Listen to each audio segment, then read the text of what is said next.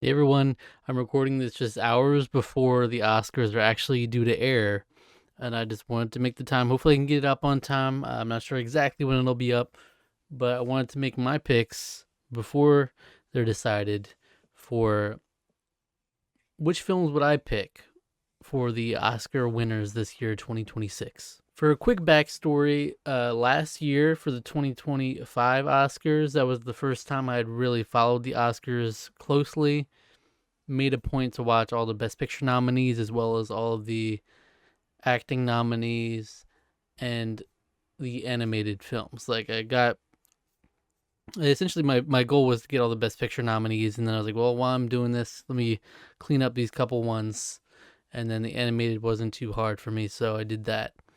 This year, my goal was let me watch every nominated Oscar film. Let me watch every Academy nominated Let me watch every Academy Award nominated film for 2026. And I came up just short. I'm very proud of the work I put in, and I'm not mad at it because I did, for the most part, I got all the heavy hitters, all the important ones. I did get all the Best Picture nominees in all the most of the other categories. So I'll tell you which ones I haven't watched. Altogether, it was 5 films and 4 short films that I didn't watch. The 5 films I didn't watch were Avatar: Fire and Ash. That one was really.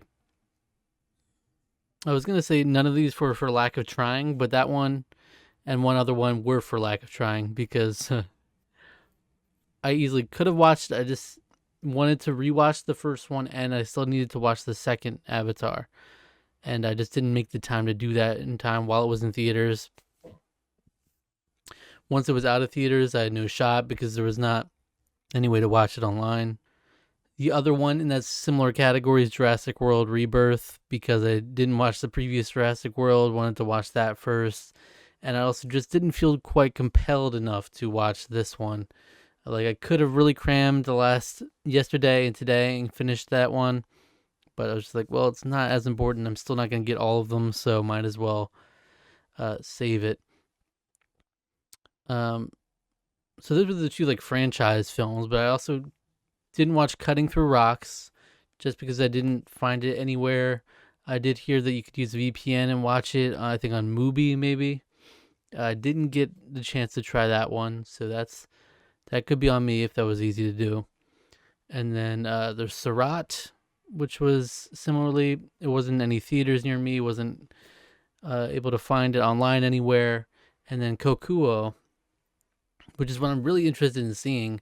Unfortunately, there were very few theatrical releases, and there was one that was like about an hour out from me a few weeks ago, and I just never bit the bullet on it because it was basically going to be an all-day affair. It's a long movie, and it's an hour away, so I was going to have to dedicate a whole day off to do that. Um, I just didn't do it, unfortunately.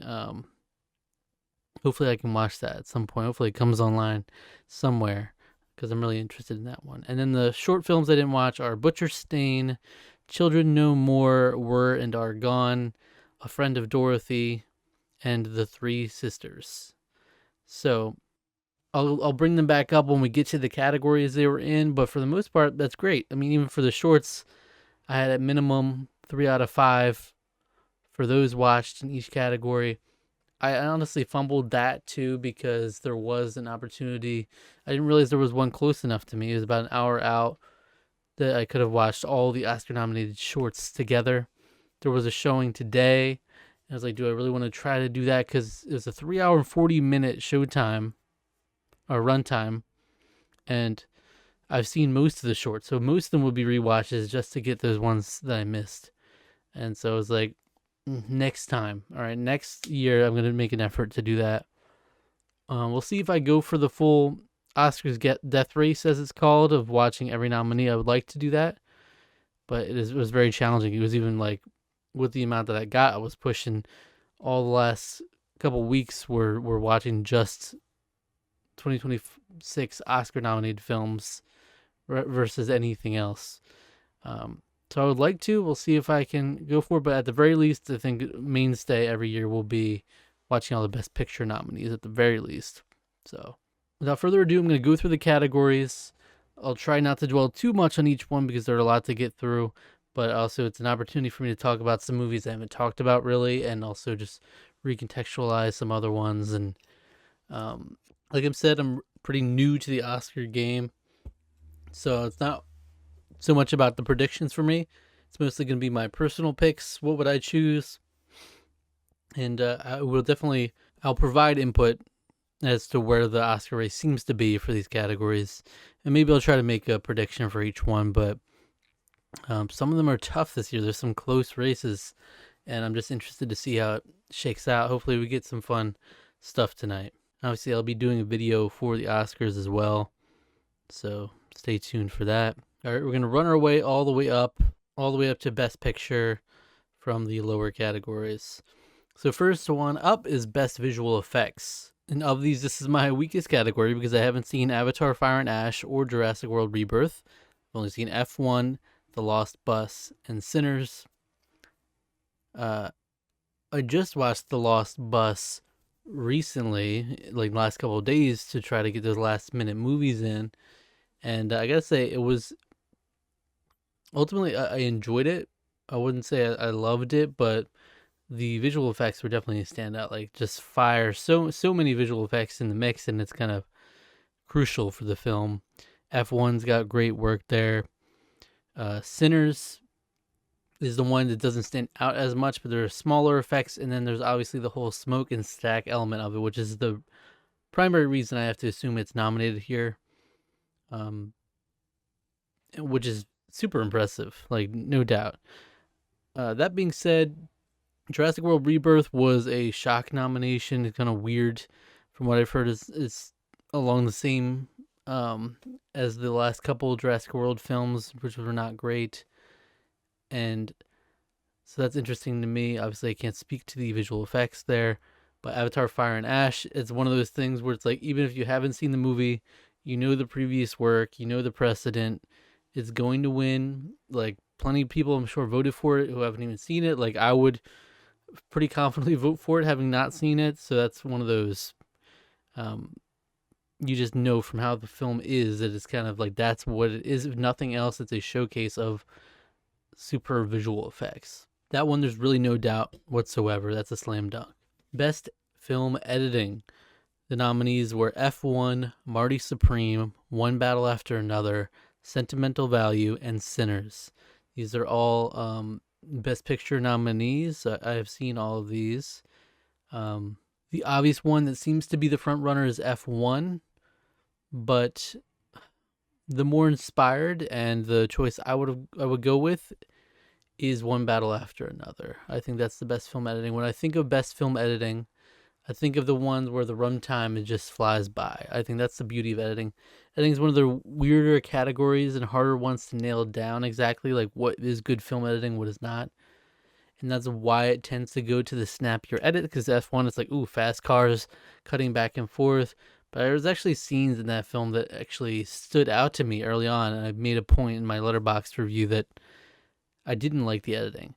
When, not the whole movie, but in particular scenes, there was one where they were just talking. There was a couple of guys talking, and it was like 25 cuts. Like once I noticed, I couldn't stop noticing. It was like cut. Like why would we need to cut so much? Just talking in a circle. Like there wasn't action going on or anything, but it was like sensory overload. But throughout the film, obviously, editing is crucial to keep the entertainment going, keep you engaged, which F1 does do that. But One Battle After Another is one of those ones where it's a pretty meaty film and you don't feel it at all. Marty Supreme, I feel similarly about, but I think One Battle After Another edges it out for me.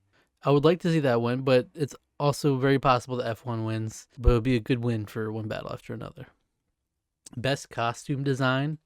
The nominees are Avatar: Fire and Ash, Frankenstein, Hamnet, Marty Supreme, and Sinners. The one I have not seen is Avatar: Fire and Ash. From what I've heard, or I mean, even my initial reaction is like, what?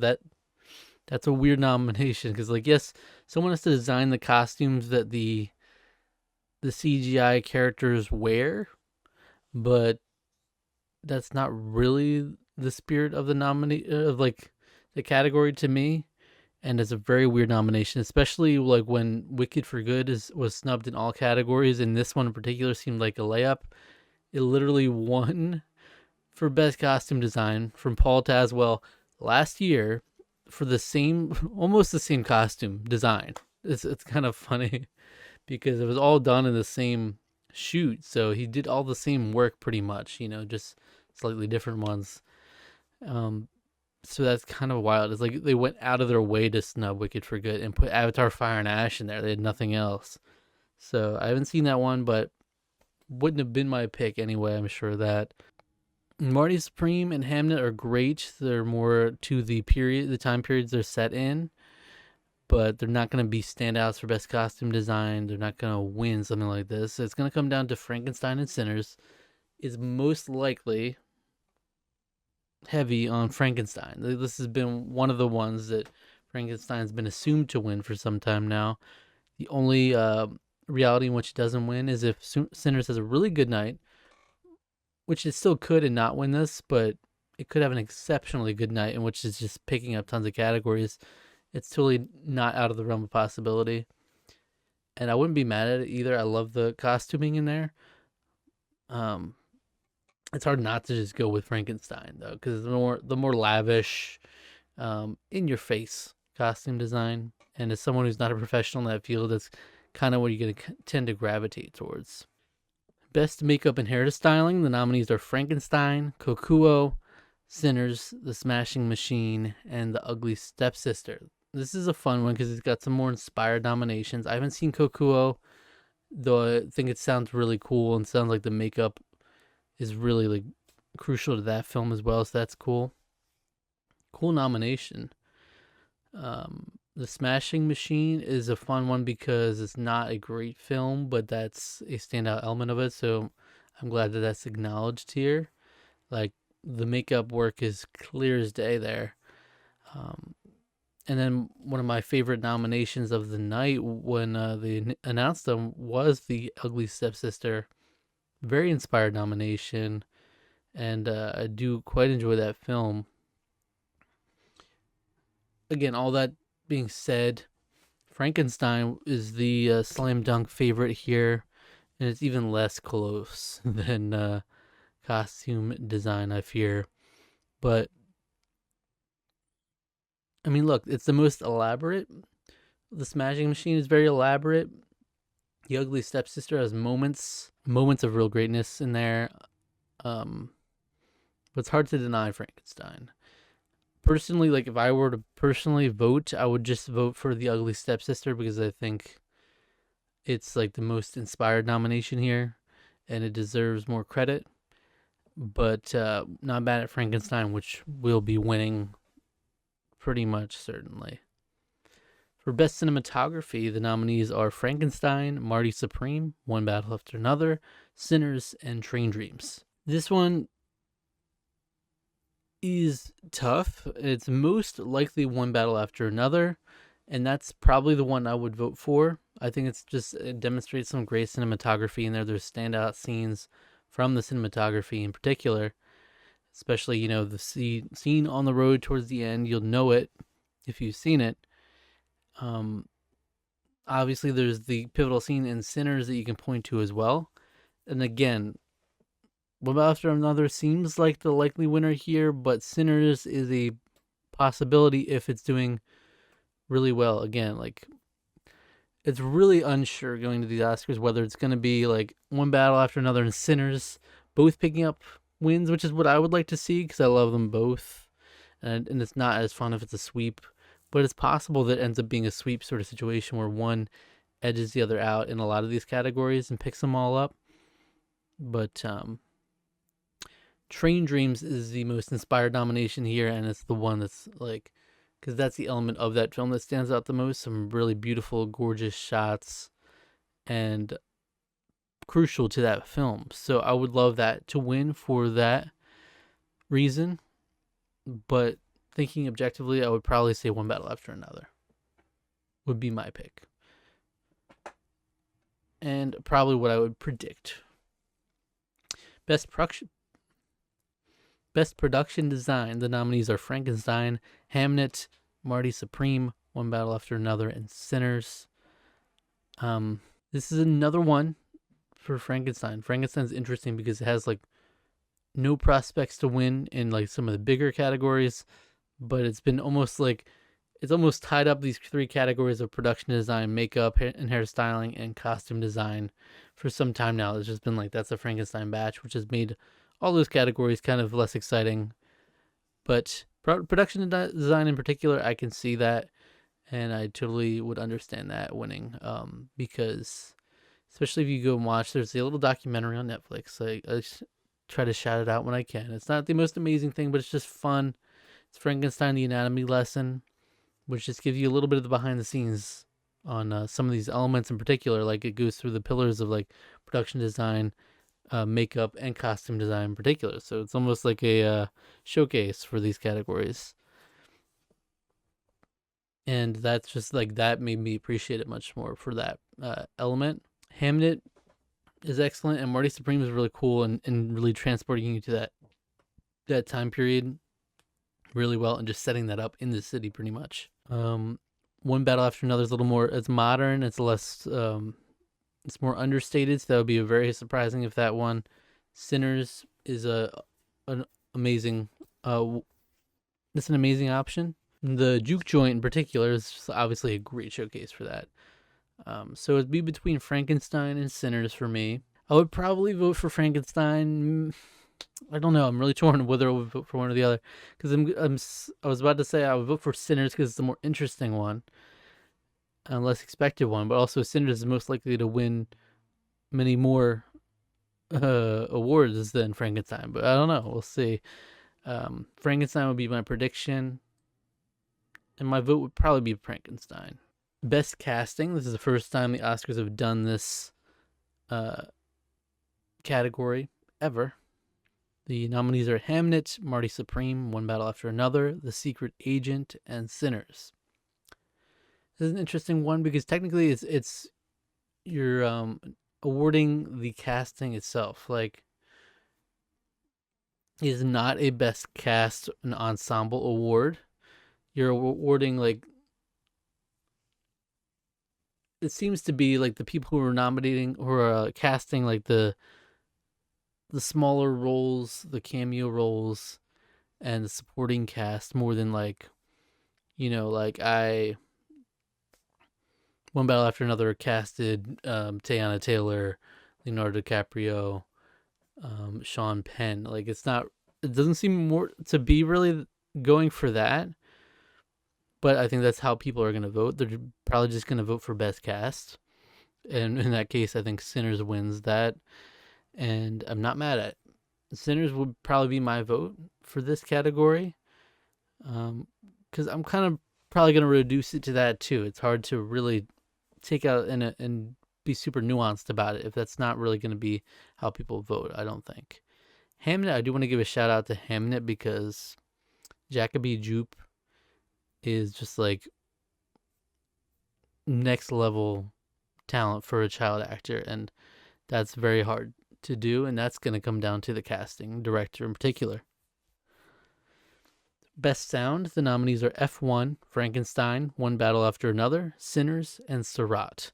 Seurat is one that I have not seen, which is unfortunate because it could have had a good chance to be my pick, because I've heard really great things about the sound in particular for that film, and now it's kind of goes hand in hand with it. It's at a rave, or it takes place in a rave, and I don't know what goes on, but seems to be sound is like, that's a big thing I've heard about that movie, is like the sound is a standout. That being said, F1 again is like the front runner because sound, again, sometimes Academy voters aren't that nuanced. Like they just hear, okay, it's cars, and cars make sounds, and that's gonna be the standout for that reason. Am I gonna lie and say I have a more nuanced opinion? I'm not. Like, I'm not gonna lie, that it's gotta be impressive, like how they pull off the sound design for a movie about Formula One racing. So it might honestly be my vote, with Sinners probably the close runner-up, but Sarat, obviously I haven't seen, so my prediction would be F1. For Best Music Original Song, the nominees are Dear Me from Diane Warren, Relentless, Golden from K-pop Demon Hunters, I Lied to You from Sinners, Sweet Dreams of Joy from Viva Verdi, Train Dreams from Train Dreams. This is an interesting one because, like, in my effort to try to get to every nominated film, that includes the songs. So since there was a song from Diane Warren, Relentless, I watched that, as well as Viva Verdi. I gotta give a quick shout out to Viva Verdi. I think it's a very underappreciated film. It doesn't help that it's annoying to find. Like, you have to go to a website called jolt.film, which is actually a legit website, but you wouldn't think it just from hearing it. But even then, you have to go and pay $10 to watch it. And I gotta say, I'm glad I watched it. It's a very wholesome film. I really appreciated it. And I really like Sweet Dreams of Joy. And I really like Dear Me also. That being said, the race is completely between Golden and I Lied to You. It's very likely that Golden wins here. It's very likely. I Lied to You, I think, would be a cool win, though. The thing here is, it's very interesting. Golden, like, is not the typical kind of song that would win an Academy Award. It's just kind of like so much of a sensation that it's become inevitable. I Lied to You is much more intrinsically, it's tied to the film. You can't have the film without it. Like, it's the undeniable scene of the film.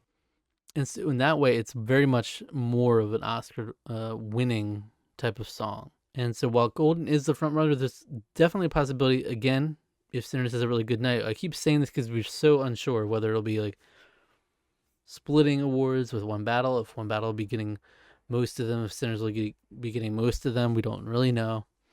So much is up in the air. But this is one that they could pick up. Like, if it was like really everybody's just so heavy on Sinners, that it'll pick up some of these smaller awards. And there might be some fatigue of Golden. You know, you hear it so much, and then it's winning so much. It's like, I just want to vote for something different to feel something. It might be something like that. For me, it's tough between those two. Even though I like Dear Me a lot as well, I like Sweet Dreams of Joy. It would probably be between Golden and I Lied to You. If you're talking about which song have I listened to the most, which song is the most listenable, it's easily Golden. But it's also I Lied to You is got so much more depth to it. It's such a toss up. I'll say Golden for now, but I would almost rather I Lied to You win. I think that'd be a more enjoyable win. Just to see. I Lied to You. Let's switch my vote to I Lied to You for the fun. Not mad at either of them winning. But Golden's the more predictable one. Sometimes you want to just see something different. Best Music Original Score. The nominees are Begonia, Frankenstein, Hamnet, One Battle After Another, and Sinners. When I think of score, I can't help but think of One Battle After Another is really fun. I always think of that when Leonardo DiCaprio is running along and it starts playing that, the very plucky track. Is very interesting. Begonia's cool. Marty Supreme would have been a cool nomination, but ultimately I would say Sinners would probably be my choice. I think that's a deserving win, and very likely to win. That's the easy prediction there. There's been no signs of anything else winning that. All right, let's get into these short films here briefly. Best Animated Short Film. The nominees are Butterfly, Forever Green, The Girl Who Cried Pearls, Retirement Plan, and The Three Sisters. This one I've seen 4 out of 5. The only one I haven't seen is The Three Sisters. For me, Butterfly, which has been getting a lot of buzz and has potential to win this, didn't work for me as much. For some reason, it just didn't click with me. And while the art style, the animation style is very unique, it just didn't fully work for me. Forever Green is a little more on the basic side, and I was still kind of torn on that animation style. So that would be in the next position. And ultimately, it would be between The Girl Who Cried Pearls and Retirement Plan for me. I loved both of them. Ultimately, I think it would edge it out to The Girl Who Cried Pearls because there's just a little more there. And the animation style is much stronger. I just love the stop motion style.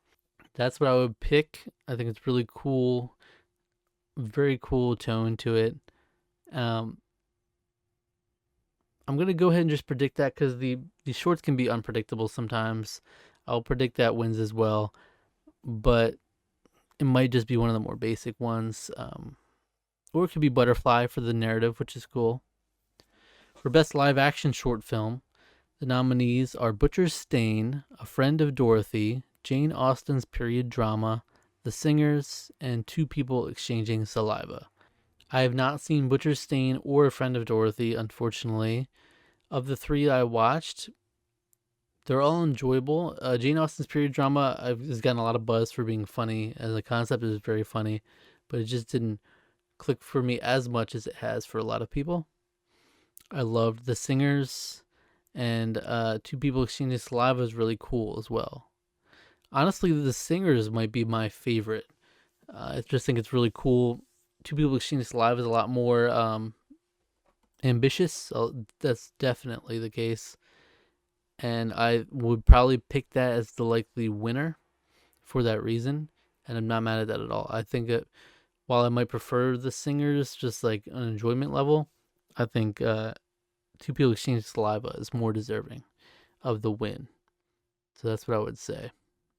And that's my prediction. For best documentary short film, we've got All the Empty Rooms, Armed Only with a Camera, The Life and Death of Brent Renault, Children No More, Were and Are Gone, The Devil is Busy, and Perfectly Estrangedness.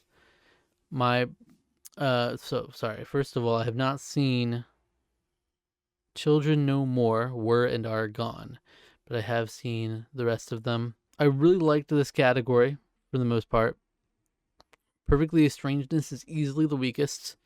I just actually didn't like that one. It's probably the only short this year that I didn't really like. There's really not much to it though, so I mean, it is what it is. The next up would probably be The Devil is Busy, which I quite enjoyed, but it's a little more it's a little less ambitious than the others. Where ultimately my pick would be All the Empty Rooms. That was just so powerful. For such a short film, it really did have an impact on me. It's very moving. I loved Armed Only with a Camera as well. That's really powerful. But All the Empty Rooms would be my pick, and it's my prediction as well. I think it's it feels like the easy front runner, but who knows with these. For best documentary feature film, the nominees are The Alabama Solution, Come See Me in the Good Light, Cutting Through Rocks, Mr. Nobody Against Putin, and The Perfect Neighbor. I have not seen Cutting Through Rocks, and Mr. Nobody Against Putin is just okay to me. There's some good elements to it, but it's just not as solid as the others, which I think are all fantastic, the rest of these documentaries. I wouldn't be mad at any of them winning. Ultimately, the one that stood out to me the most since watching it was Come See Me in the Good Light. I think that's my personal favorite. I absolutely loved The Perfect Neighbor as a close second. And then The Alabama Solution right behind that. They're all brilliant in their own right. And The Perfect Neighbor would be my prediction to win. It would be very deserving of a win. And honestly, it's the most moved I was probably all year of any film. Like, I had to literally stop watching that halfway through. And that's like, initially I gave 4.5 stars on Letterboxd, and I actually brought it down after the fact because I'm like, I don't know, on an enjoyment level or on a technical level, I don't know, but it's very effective. Come See Me in the Good Light. I'm very passionate about that film. I think it's really underappreciated and deserves more love. I think it's brilliant. The only thing giving me pause on predicting The Perfect Neighbor is that Mr. Nobody Against Putin won at BAFTA, which that would suck. I would hate to see that one. Honestly, I'm so sorry. And like, it's not a bad film, but I actually would suck if that won over some of these brilliant documentaries here. But here's hoping one of the three that I named, one of them wins. I'd be happy with any of them. For Best International Feature Film, the nominees are It Was Just an Accident, The Secret Agent, Sentimental Value, Surat, and The Voice of Hind Rajab. I have not seen Sarat, as I stated before. But outside of that, there's some great films in here. My personal favorite is actually The Voice of Hin Rajab. I know. I loved this film. It was very powerful. Again, I think you get where I'm coming from with some films. Like, oftentimes I'm going to lean towards the one that's got the emotional impact on me, and this one knocked it out of the park. There's some directing choices and stylistic choices which I can see why people don't fuck with them as much, but I did think they were, and I was still kind of torn on some of them. Like when it would flip back and forth between real footage and the acted footage, like really cool on a technical level, but I don't know if that was necessary. And it's a brutal, brutal watch. It's got a real call from, it uses a real phone calls with a 6-year-old girl who's kind of trapped in a car during the invasion of Gaza. And it's just brutal. I mean, I think on a human level, it's worth a watch for that alone. It's actually brilliantly acted as well. But yeah, that would be my personal pick, followed by It Was Just an Accident, which I think is a great film. It really is a great film. The Secret Agent, I think, is The Secret Agent and Sentimental Value are good films to me. Sentimental Value, I need both of them. I could use a rewatch on and could appreciate them more. But I did quite enjoy The Secret Agent, in spite of some of the pacing issues. So I would probably go with The Voice of Hin Rajab, It Was Just an Accident, The Secret Agent, Sentimental Value, and Sarat Unseen. My prediction, however, would be Sentimental Value. It's hard to not predict that. Both that and The Secret Agent were Best Picture nominees, so it's naturally going to come down to those two, you would think. And then Sentimental Value just has a bunch of other nominations through acting and whatnot. So I think that is the easy front runner, though not impossible that The Secret Agent wins. For Best Animated Feature Film, the nominees are Arco, Elio, K-Pop Demon Hunters, Little Amelie, or the Character of Rain, and Zootopia 2. I've seen all these just in the last couple weeks. I caught up. I watched Little Amelie, and I just watched Arco literally yesterday. And I gotta say, Arco really impressed me, and it really came in there strongly. K-Pop Demon Hunters, I think, still would just edge it out. I'm actually very torn on that, though. I really loved Arco when watching it, so it will be between those two for me, actually. So K-Pop Demon Hunters, Arco. I would say Little Amelie next. Those and Zootopia 2 I both quite enjoyed. This would be very close.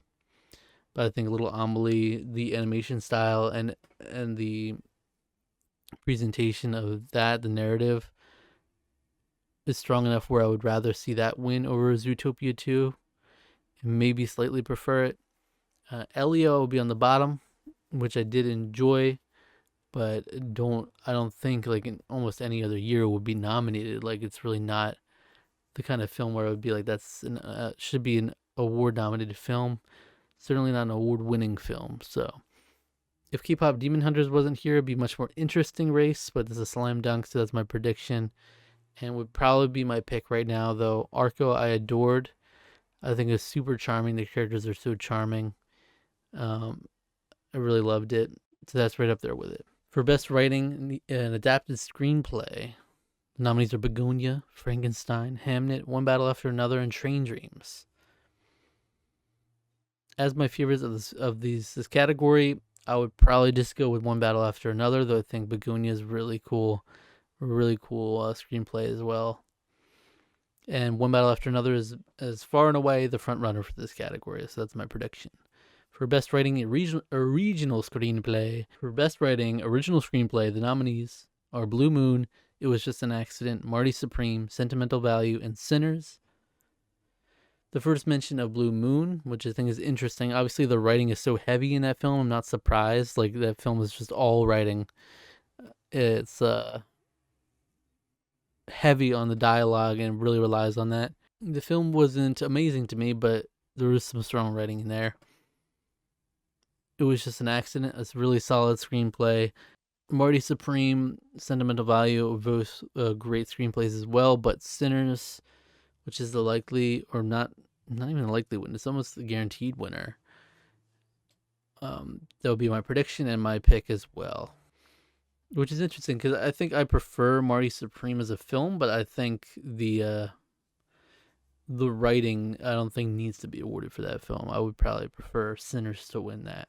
The nominees for Best Actress in a Supporting Role are Elle Fanning, Sentimental Value, Inga Ibsdottir Lilius in Sentimental Value, Amy Madigan, Weapons, Wunmi Mosaku in Sinners, and Teyana Taylor, One Battle After Another. This one is so hard. Like, actually, the race is so close, but the entire race I've been asking myself which one would I pick, and I have no idea, actually. For me, it's probably between Amy Madigan and Wunmi Mosaku. Teyana Taylor gives a really great performance that you feel the effect of throughout the entire film of One Battle After Another. But I don't quite think it should be Academy Award winning. You know, Perfidia Beverly Hills probably like it's an easy standout character over a lot of these, but as a performance, I'm not sure. There's a little more nuance to Wunmi Mosaku. You got that emotional side to her, and there's like you get to see a little bit more from her. A lot of these are there's a very minimal screen time comparatively. Amy Madigan, surprisingly, with the impact she has on Weapons as Gladys, has a small percentage of screen time. Pound for pound, like Inga Ibsdottir Lilius, probably I've heard as a pick for a lot of people, but I think I need a rewatch on Sentimental Value to see just how much. Hopefully, get more appreciation for it, because for me, it was just like ended up being just a good film rather than a great film. So I'm so torn between Amy Madigan and Wunmi Mosaku. They're both solid in very different ways. I honestly might lean Wunmi Mosaku, which is tough. It's tough, but I adored both of them. So my prediction, this is another hard one because it seems to be a three-lady race between Amy Madigan, Wunmi Mosaku, and Teyana Taylor. But more and more, there's this feeling in the air that Sinners will have a great night and maybe perform greater than anybody ever expected with all the momentum going through it while the voting was still going on. So I would not be surprised if Wunmi Mosaku won this. Amy Madigan seems like the one you should, on paper, vote for, and she might just win. But it's kind of unusual for the Oscars to award a performance like that for a horror villain and a small amount of screen time in a film that is not nominated anywhere else. She's the only nominee for it. So I would say probably my prediction would be Wunmi Mosaku, I think. For Best Actor in a Supporting Role, the nominees are Benicio del Toro from One Battle After Another, Jacob Elordi from Frankenstein, Delroy Lindo from Sinners, Sean Penn from One Battle After Another, and Stellan Skarsgård from Sentimental Value. There's another tough one. The more I thought about it, I think my personal pick probably would be Sean Penn. I think he's probably the strongest performance here, if you want to look at it that way. The way that it should be looked at, right? That's a weird thing that I said.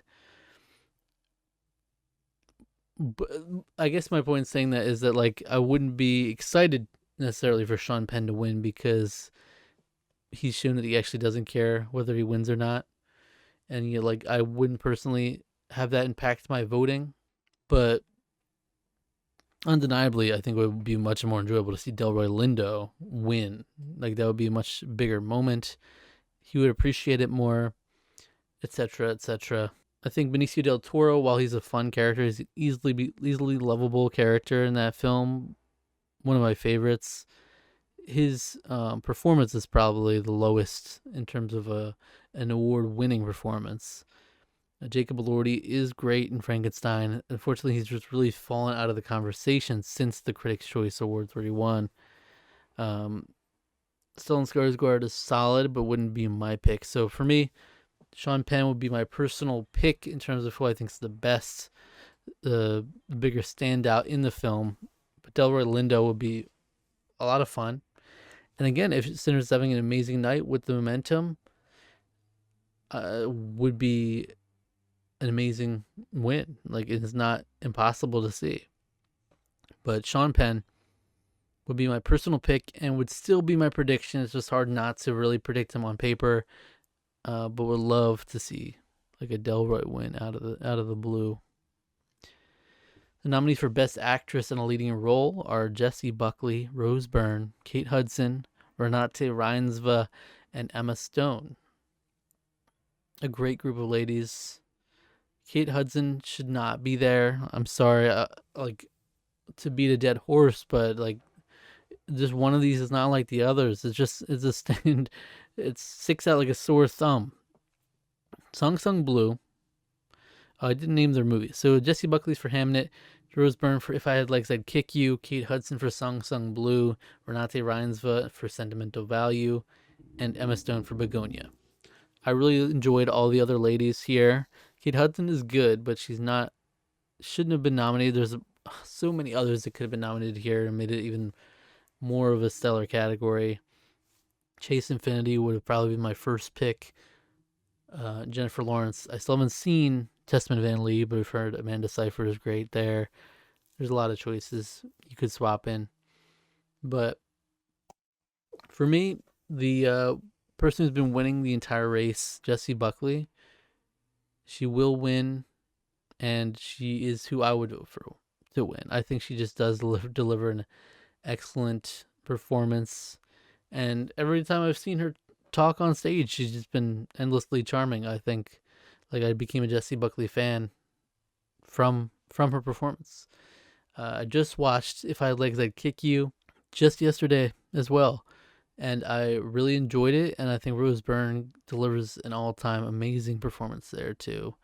It's such a shame because that's like, wow, that would have won any other year, but you're up against one of the best performances in a long time, Jessie Buckley. So it's those two are both incredible, both very deserving. So it sucks when that happens.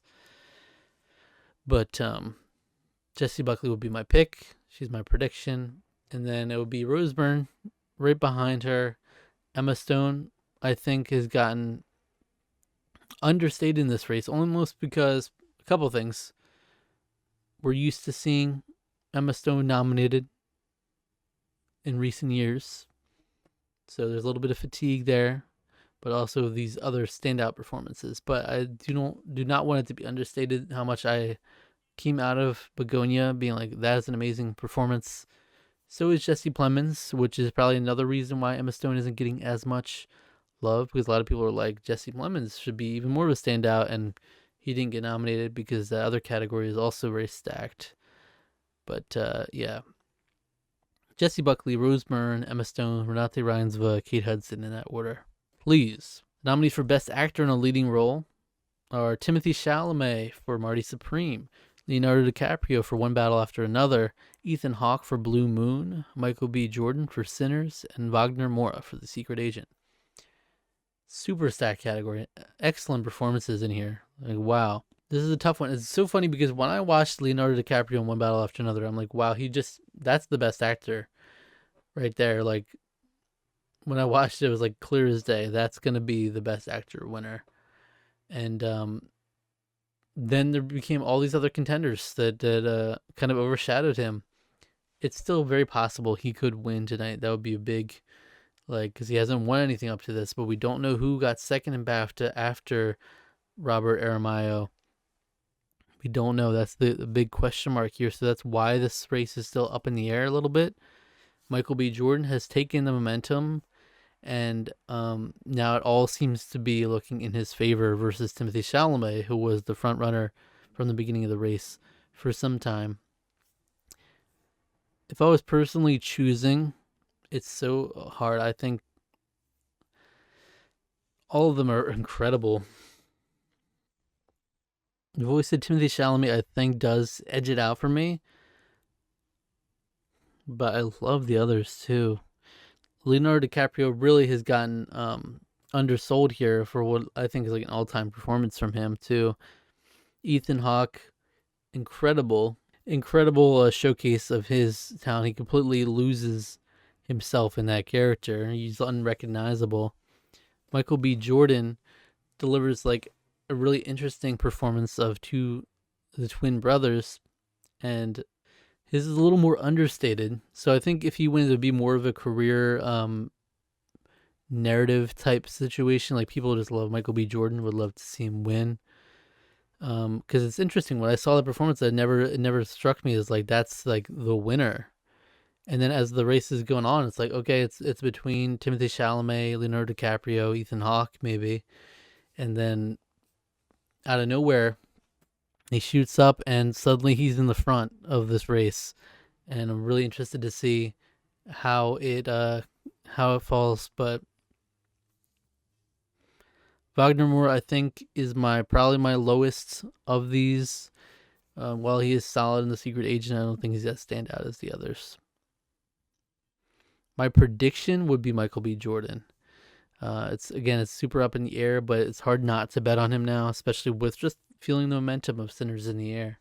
The nominees for Best Directing are Chloe Zhao for Hamnet, Josh Safdie for Marty Supreme, Paul Thomas Anderson for One Battle After Another, Joachim Trier for Sentimental Value, and Ryan Coogler for Sinners. Man, Ryan Coogler would be an amazing win here. Not only would it be historic, but it would just be an amazing pop in the room. I would love to see that. Whereas Paul Thomas Anderson has been the leader and the front runner for some time, shows no signs of stopping. But again, you never know if Sinners has an incredible night, what could happen. I would probably still pick Paul Thomas Anderson as my personal favorite, and my prediction as well, though would love to see Ryan Coogler win. The other directors are all brilliant too. Chloe Zhao, who has kind of been left, out of the conversation because it's become a two-person race really for like a lot of these nominations, but I think she's brilliant in Hamnet, and like give me a lot of respect for her as a director. Whenever I hear her talk about it afterwards, like I've been seeing interviews of her when I didn't really know much about her before, of just getting a lot of respect for her as well, and her like she has a clear vision. Lastly, we're going into the Best Picture nominees, where we got our 10 nominees of Begonia, F1, Frankenstein, Hamnet, Marty Supreme, One Battle After Another, The Secret Agent, Sentimental Value, Sinners, and Train Dreams. For me, let's try to do a quick ranking. First of all, for my prediction, I'll just say One Battle After Another, because on paper, that's the most likely. Sinners would not surprise me. It's very up in the air between those two. I would say we probably won't know until that envelope is opened, unless the rest of the night is very telling. Like if it's Sinners like winning everything, even when we didn't think it would, then that's probably indicative of Sinners winning Best Picture, to make it less surprising. But if it's like we're kind of thinking, and it's a little more back and forth, maybe we won't know until that last envelope is opened. But my personal favorite new film of the year is probably One Battle After Another. For me, I think it's One Battle After Another, Marty Supreme, Sinners. Those are my easy top three. Then I would say Begonia, Hamnet, Train Dreams, on the great tier right there, right behind them. I know it's crazy, but I would probably say F1 next, and then The Secret Agent, then Sentimental Value, and then Frankenstein. Frankenstein, while I did enjoy it, I never really thought it should be a Best Picture nominee. There are plenty I would swap in for a couple of these, but all great films, though, at the end of the day, so it's a nice selection. There's no glaring ones standing out like a Emilia Perez, or even A Complete Unknown, which I thought was pretty good, but not really on the level of even these ones. So that's it. Those are all my picks and predictions for the Oscars, which is coming up very soon. I don't know if I'll be able to get this video out before then or not, honestly. But thank you for stopping by and hearing what I had to say. I've had a lot of fun with a lot of these films. Really had a lot of fun this year, and I hope to delve into a lot more films next year as well. So thank you, and stay tuned. I will have a video for the Oscars as well, of course, when it comes out. Subscribe to the channel for more videos just like this on film, television, reality TV, all that. Big emphasis on film though. And yeah, take care.